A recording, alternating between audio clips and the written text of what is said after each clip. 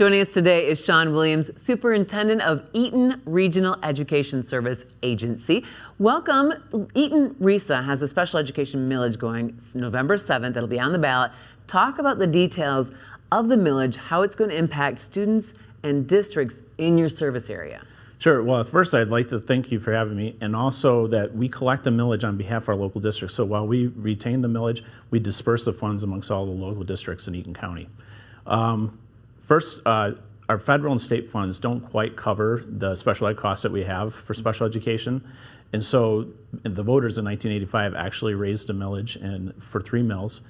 However, since 1985, due to Headley, it's actually rolled back to 2.67 mills. And so with that occurring, and then also over the past few years, we've really seen an increase in special education costs. Our districts are quite short on the millage. In fact, about $6.1 million short. Ooh. Yeah, okay. Well, how does the millage then compare to surrounding county millages for the same kind of service? Yeah, absolutely. Well, we're near the bottom when you look at the surrounding counties. And so what that does, it puts our districts at a disadvantage because they're having to use funds from other places to cover these costs. Okay. Well, talk a little bit about why the increased revenue, how that's going to support all students, not just the special education students. Sure. Well, just like you and I pay utility bills, special ed costs have to be covered. And so districts have to use funds that are generally allocated by the state for all students. And so they're diverting those funds to help cover their special education costs. Whereas if we fully fund special education, then the districts in Charlotte, Eaton Rapids, Grand Ledge, Maple Valley, Potterville, and Oneida Grange School District will all have adequate funding for special education. Okay. Well, we know that people will want to understand what costs are going to be associated with that increase in the millage. Talk about what that's going to mean for homeowners.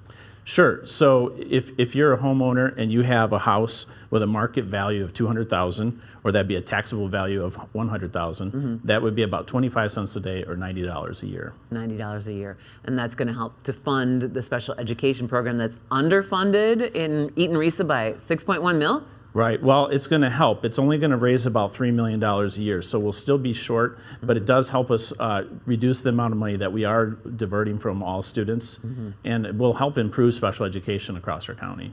And as you said, the reason that you're asking for this is because the costs have gone up to fund special education. Correct. The types of disabilities that we see now that you didn't see in 1985 have greatly increased, but also the strategy and programs that are available are there to help students, live a more better life. Thank you.